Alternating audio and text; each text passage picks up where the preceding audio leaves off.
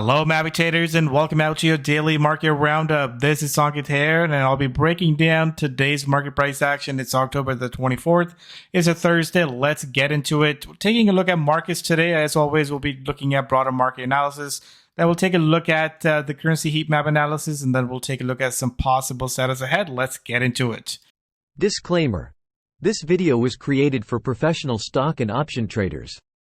Maverick Trading is a proprietary trading firm that employs professional traders around the world. Our traders trade firm capital and keep 70 to 80% of profits they generate. All trades and analysis in this video are for professional traders only.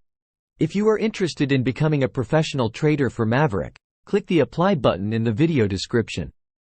Let's break down what happened today. So looking at market analysis, let's just jump right into it with the headlines and the numbers today. And as we look at the headlines today, the S&P and the NASDAQ were higher, and we saw pullbacks are just getting bought out. And that's just a theme that we noticed yesterday. We noticed it today. So there's still buyers out there whenever the pullbacks are taking place. But the massive jump in Tesla is really boosting some of the indexes here. Again, that 22% rally, that's one of the epic rallies. Again, going back, I was looking at the stats. I think going back to like 2011, it's been a long time we had seen this one massive one-day gain in Tesla. So overall, that's just boosting everything else. But you can see that in the numbers here today. Dow Jones continues to be on the downside. I think it's a fourth consecutive loss there. But outside of that, all the other markets were okay. We're seeing the gold jumping as well today. So really the big theme today was that Tesla rally. But now if you take a look at broader markets, well, the S&P is now testing this 50 to move the 20-day moving average. And you can see that we tested it here, we rallied here, we tested it here, we rallied here. So looking at the intraday chart too, there is some rallies coming in. So what do we expect from here? We might go sideways a little bit here. And if this moving average gives up, maybe we can see a little deeper correction. But as long as those pullbacks are getting bought out, the market still looks in a pretty good shape here. Now, if you take a look at the NASDAQ, you can see that it got ugly little yesterday. They broke below that 20-day moving average, and here we are back above it. So the market trends really is not giving us a signal that it's ready to roll over yet. Remember, the best signals that we get if this is a rollover is that if we break, we get a retest and break over. Now, we're not getting a lower high or a lower low. We are still in this higher high to higher low environment, and we get some consolidations in between. So next couple of weeks, I think, will be important as we get a lot of economic data.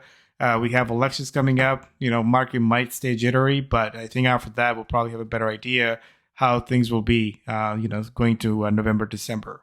Now, if you take a look at the heat map today, you can see that it's pretty mixed. I want to highlight the advanced decline ratio.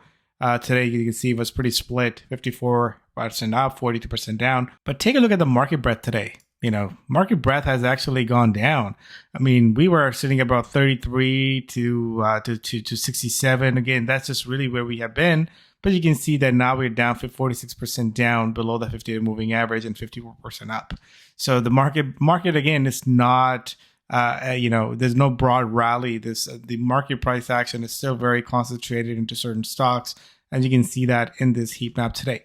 But again, this is where nothing really has changed. We got to continue using the same strategy, buy the outperformer, and then sell the underperformer. And if we take a look at our market outlook, for me, again, nothing really has changed. I know we are in a pullback here, so this is where we got to be a little careful.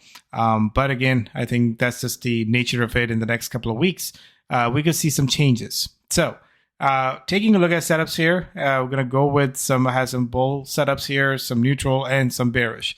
I have some of the ones that I talked about last week. I still like them. They're still producing nicely. Dash, Hood, Carvana. But I got the Walmart and Wells Fargo new ones here. We got a couple of new ones in the neutral, and we also have same thing, bearish trades. Adobe and Merck is still doing really well, and I added a NVO in that one. So let's just take a look at the charts. Now, if you look at the charts here, you can see that the first one I have is Walmart, and you can see after a nice consolidation period, this thing is breaking out. And I love the fact that, after this consolidation, we're getting this breakout, even though the markets are not so bullish this week, is getting this breakout here. So I like the Walmart bull call spread on this one, going to November and even December. Now going into the next one is Wells Fargo. You can see again a high base, and we're breaking out. This was actually a short base here. We've seen longer bases here. We get this big run. Again, same thing. It's staying overbought, and it still continue to be in this upward channel. So I really like Wells Fargo here on the further upside as well. Now looking into DoorDash here, same thing. This thing has been on my bull list, and you can see that it's continued to produce here. Got a consolidation, broke out, consolidation, a nice little bull call spread on this one as well. Now going into Hood, this is another one, like I said, breaking higher. And here we are looking at Carvana, same thing, consolidation, breaking out higher. So good breakout setups that we're getting here off of these consolidation patterns. Now let's talk about the sideways trades. Looking at Sava here, you can see this thing is just sideways here, between that 32 to a 24, even a 22 range. I like this little narrow range that's been trading in. So that's the first one here. After that, taking a look at Microsoft, same thing. This thing has been sideways for some time as well. So this is the range we're dealing with. And the last one is Qualcomm. Same thing. I think this kind of looks similar to the first one. Sava, this thing also trading in this narrow range here as well. So now let's take a look at the bearish ones. I added this one here. I really like, again, beautiful bear rally or base setup here, breaking lower. This is Novo, NVO. And again, nice little breakdown here. So I like the fact that, again, everything is sort of pointing out to the further downside here. And we're just getting a further little breakdown here today. Now, the next one is Adobe, and I talked about it yet last week, and you can see that this thing, after that consolidation, is actually moving lower. So this one, again, if you haven't jumped on it, I like it on a further downside as well. And lastly, looking at Merck, same thing, consolidation, we broke down, another consolidation. So especially when the markets are weak or pulling back, and these things are pulling back further, again, giving us a sign that we're in the right direction as far as the relative weakness go. Now, as far as the market outlook goes, I think market could consolidate here. I know we are pulling back to this 20-day moving average. Next couple of weeks could be, key, especially as we take a look at the elections coming up, and we have jobs report next week. A lot of economic data. There's a lot on the horizon. The next 2 weeks can really shake things up.